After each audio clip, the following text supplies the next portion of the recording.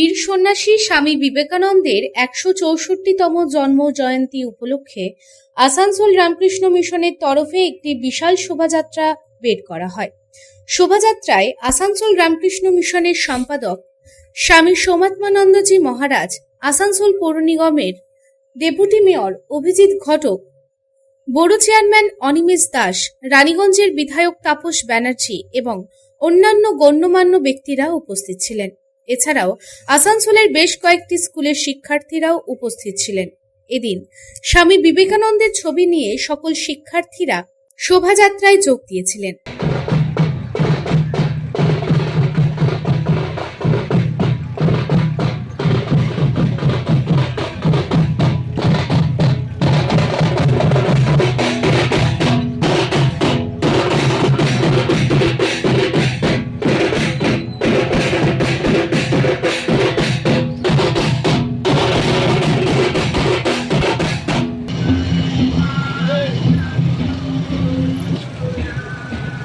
ছাত্রীরা ভবসাগর গানটি পরিবেশনা করবে।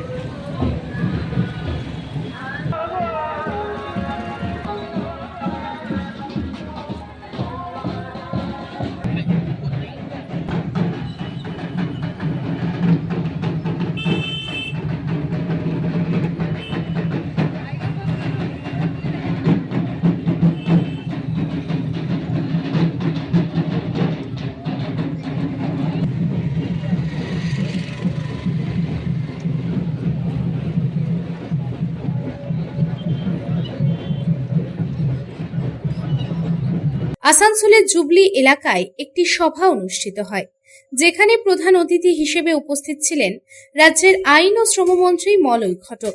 এদিন সকলেই প্রথমে স্বামী বিবেকানন্দকে শ্রদ্ধাঞ্জলি জানান। এরপর মন্ত্রী মলয় ঘটক বলেন, আজ স্বামী বিবেকানন্দের জন্মজয়ন্তী। স্বামী বিবেকানন্দ একজন মহান ব্যক্তি ছিলেন, যিনি ভারতকে আন্তর্জাতিক স্বীকৃতি এনে দিয়েছিলেন। শিকাগো বক্তৃতা এখনো চিরস্মরণীয়। স্বামী বিবেকানন্দ সর্বদা ধর্মীয় সম্প্রীতির পক্ষে ছিলেন এবং বলেছিলেন যে বৈষম্যের চেয়ে বড় পাপ আর কিছু নেই। তিনি সকলকে একসাথে থাকার পরামর্শ দিয়েছিলেন এবং বলেছিলেন যে মানবতার সেবা করাই সর্বশ্রেষ্ঠ সেবা।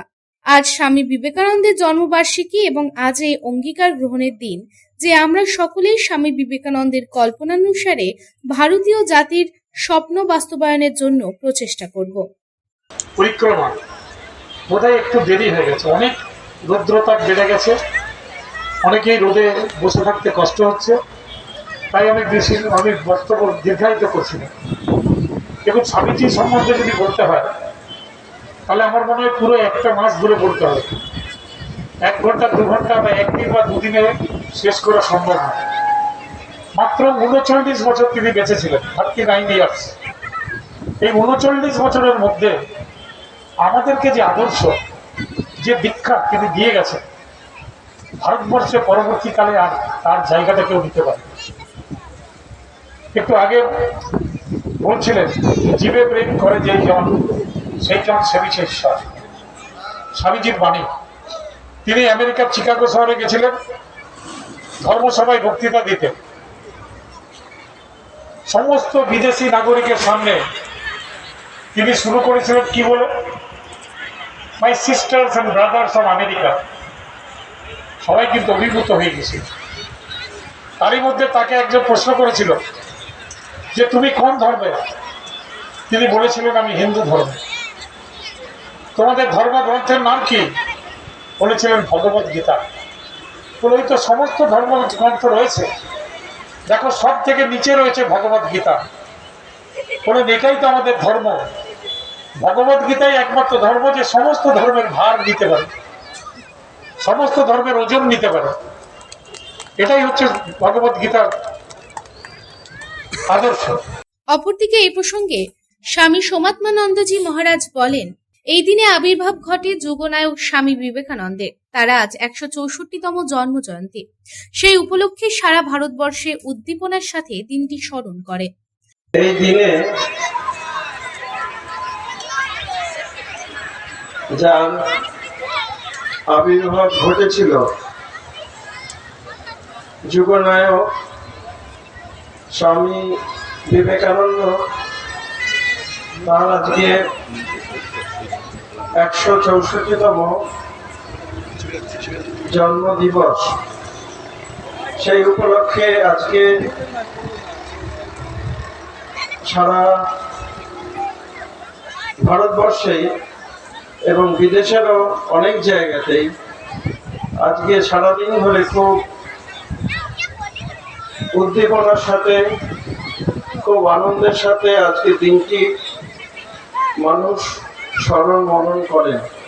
অন্যদিকে আসানসোলে স্বামী বিবেকানন্দের 164তম জন্মদিবস ও জাতীয় যুব দিবস উপলক্ষে স্বদেশী জাগরণ মঞ্চের তরফে একটি বর্ণাঢ্য শোভাযাত্রার আয়োজন করা হয়।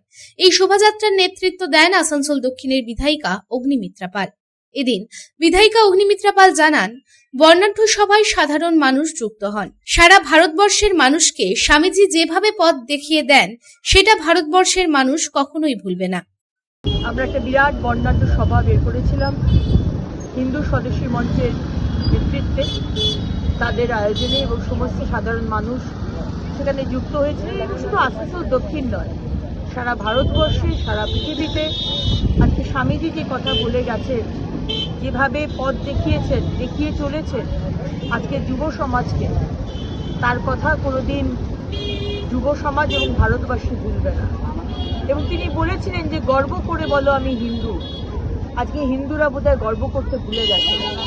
আজকে যখন বাংলাদেশে এই লাস্ট 7 দিনে প্রায় 10 জনের ওপর মানুষকে মারা হয়েছে, আজকে শামশেরগঞ্জে হরগোবিন্দ দাস, চন্দন দাসকে কুপিয়ে কুপিয়ে মারা হয়, আজকে পেহেলগাঁওতে এতজন হিন্দু ভাইকে মেরে দেওয়া হয় শুধু হিন্দু হওয়ার জন্য। মারোয়ারি, দলিত, ব্রাহ্মণ তারা কিন্তু জিজ্ঞেস করেনি, শুধু হিন্দু হলে তাদেরকে মারা হচ্ছে। তাই এখনো যারা ভাবছেন যে আমি তো সেকুলার, তারা কিন্তু সেকুলার নয়, তারা সিউডো সেকুলার। হিন্দু মরলে তাদের মোমবাতি বেরোয় না, কিন্তু গাজাতে যদি কেউ মারা যায়, প্যালেস্টাইনে যদি কেউ মারা যায়, যদি ভেনেজুয়েলায় কিছু হয়, তখন তাদের মোমবাতি বেরোয়। তাই গর্ব করে বলো আমি হিন্দু। আসানসোল থেকে সন্তোষ মণ্ডলের রিপোর্ট, পাবলিক টাইমস।